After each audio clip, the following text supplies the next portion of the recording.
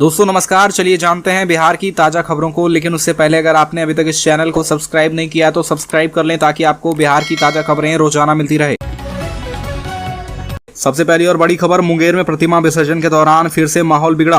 दो पक्षों के बीच मारपीट और पथराव के बाद भगदड़ की स्थिति बनी रही। मुंगेर में एक बार फिर से प्रतिमा विसर्जन के दौरान माहौल बिगड़ गया, जब दो गांव के लोग आपस में उलझ गए और बात मारपीट और पथराव तक पहुंच गई। प्रतिमा विसर्जन के दौरान मुंगेर में वर्ष 2020 में बड़ी हिंसा हुई थी, जिसकी आग आज तक लोगों के अंदर है। वहीं इस घटना में कोई बड़ी अनहोनी नहीं हुई है, लेकिन तनाव की स्थिति जरूर बनी है।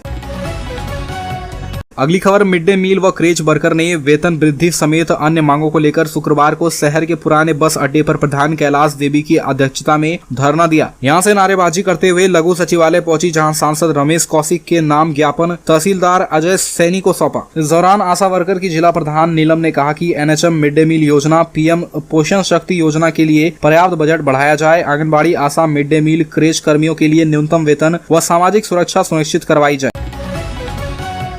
अगली खबर, नालंदा में रामनवमी जुलूस विवाद से शुरू हुई हिंसक झड़प शनिवार को जारी ही रही। बिहार शरीफ के लहेरी थाना क्षेत्र में फहरपुड़ा मोहल्ले में शनिवार की रात 8 बजे के करीब उपद्रवियों ने एक धार्मिक स्थल में तोड़फोड़ के बाद आग लगा दी, जिससे माहौल तनावपूर्ण हो गया। सूचना पर पहुंची स्थानीय पुलिस को उपद्रवियों ने खदेड़ दिया। इसके बाद दो गुटों के बीच कई राउंड फायरिंग हुई, जिसमें एक युवक की मौत गोली लगने से हो गई। हिंसा के दौरान उपद्रवियों की गोली लगने से फहरपुर मोहल्ला निवासी रविंद्र प्रसाद का पुत्र गुलशन कुमार घायल हो गया। उसे इलाज के लिए सदर अस्पताल लाया गया। वहीं पर उसकी हालत खराब देख डॉक्टरों ने विम्स पावापुरी रेफर कर दिया, जहां इलाज के दौरान उसकी मौत हो गई।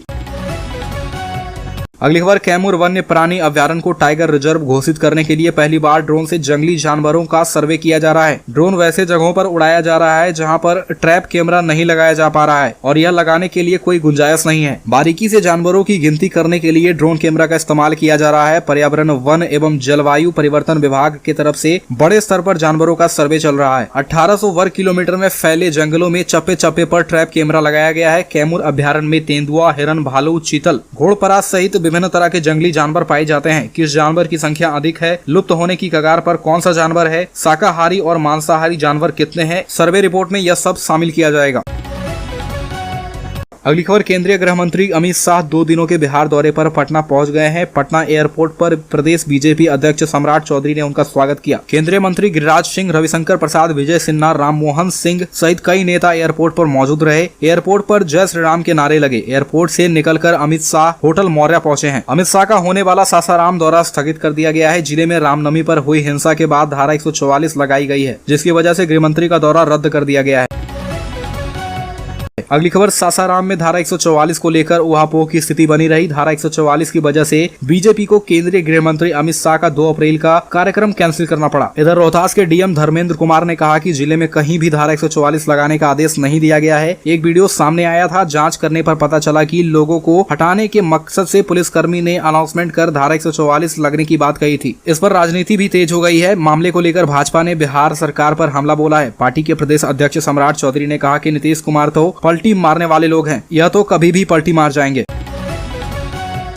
अगली खबर, संविदा नियोजित कर्मियों के साथ साथ बेल्ट्रॉन और आउटसोर्सिंग के तहत सरकारी कार्यालयों में कार्यरत महिला कर्मियों को माहवारी के दौरान लगातार 2 दिन मिलने वाला विशेष अवकाश अब नहीं मिलेगा। नियमित सरकारी महिला कर्मियों के मामले में यह सुविधा पहले की तरह ही बहाल रहेगी। दरअसल कुछ विभागों ने आउटसोर्सिंग के तहत कार्यरत महिला कर्मियों को हर महीने विशेष अवकाश की सुविधा के बारे में सामान्य प्रशासन विभाग से परामर्श मांगा था। सामान्य प्रशासन ने साफ किया है कि संविदा और नियोजित कर्मियों के साथ साथ बेल्ट्रॉन और आउटसोर्सिंग से सेवा प्राप्त महिला कर्मियों को विशेष अवकाश की सुविधा दे नहीं है।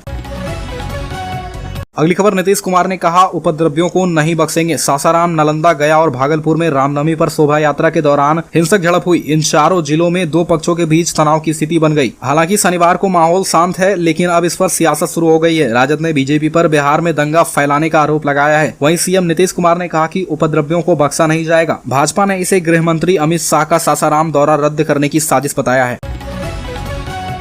अगली खबर, बिहार के 45,000 गाँवों में शहरों की तरह सड़क संपर्क बढ़ाने की कई योजना पर काम शुरू हो गया है। गाँव के लोगों के रोजमर्रा की जरूरत से जुड़ी वो 10 जगह तय कर ली गई है, जहां तक उनके घरों से 12 महीने यानी बरसात के मौसम में भी लोगों को आसानी से पहुंचना है। उन 10 जगहों का सुलभ संपर्कता देने के लिए सड़कें बनाई जाएगी। उन महत्वपूर्ण जगहों में बीडीओ, सीओ ऑफिस, थाना, चट्टी बाजार, अस्पताल, स्कूल, कॉलेज, मठ मंदिर, बैंक, पेट्रोल पंप, बाढ़ से बचने वाले फ्लड सेंटर और छोटे मोटे उद्योग धंधे वाले जगह शामिल किए गए हैं। अगली खबर, राज्य सरकार ने 31 मार्च को समाप्त हुई वित्तीय वर्ष में पहली बार बजट की 99% राशि खर्च करने में कामयाबी पाई है। बजट 2,37,892 करोड़ रुपए का था और सरकार ने इनमें से 2,35,000 करोड़ रुपए का उपयोग किया है। यह वित्तीय वर्ष 2021-22 की तुलना में 18% अधिक है। बड़ी बात यह है कि सरकार ने राजकोषीय घाटे के निर्धारित चौहद्दी को लांघे बिना और केंद्रीय अनुदान व जीएसटी क्षतिपूर्ति में अनुमान के 5,086 करोड़ रुपए की कमी के बावजूद यह सब किया है। अगली खबर, रीजनल कनेक्टिविटी स्कीम के तहत नवंबर 2020 में स्थापित दरभंगा एयरपोर्ट साल 2025 तक नए लुक में दिखेगा। इसके लिए बिहार सरकार ने 76.40 एकड़ जमीन एयरपोर्ट अथॉरिटी ऑफ इंडिया को मार्च में हस्तांतरित करवा दी है। उपलब्ध जमीन में से 23.75 एकड़ पर एयरपोर्ट का रनवे और शेष 52.65 एकड़ भूमि पर टर्मिनल बनाया जाएगा। एयरपोर्ट के डायरेक्टर सत्येंद्र कुमार झा ने बताया कि मास्टर प्लान बनाया जा रहा है, उसके बाद किसी कंसल्टेंट को हायर कर बिल्डिंग का प्रारूप तैयार किया जाएगा। उन्होंने उम्मीद जताई कि अगले 6 माह में नए टर्मिनल का काम शुरू हो जाएगा।